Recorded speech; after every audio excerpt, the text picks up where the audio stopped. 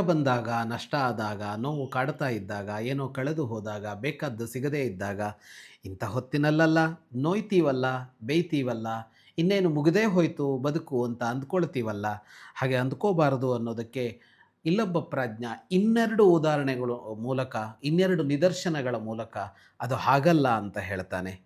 ಛಿನ್ನೋಪಿ ರೋಹತಿ ತರುಹು ಚಂದ್ರಃ ಕ್ಷೀಣೋಪಿ ವರ್ಧತೆ ಲೋಕೆ ಇತಿ ವಿಮೃಶಂತಃ ಸಂತಃ ಸಂತಪ್ಯಂತೆ ನ ಲೋಕೇಸ್ಮಿನ್.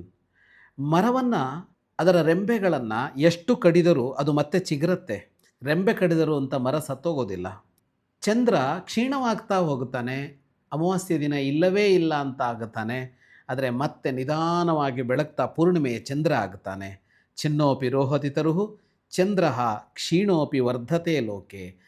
ಇದೆರಡನ್ನು ನೋಡಿ, ಇದೆರಡನ್ನು ಮನಸ್ಸಿನಲ್ಲಿಟ್ಟುಕೊಂಡು ಹೀಗೆ ಯೋಚಿಸ್ತಾ ಇರುವಂಥವರು ಯಾವ ಕಷ್ಟ ನಷ್ಟಗಳಿಗೂ ಚಿಂತೆ ಮಾಡೋದಿಲ್ಲ. ಸಂತಪ್ಯಂತೆ ನ ಲೋಕೇಸ್ಮಿನ್.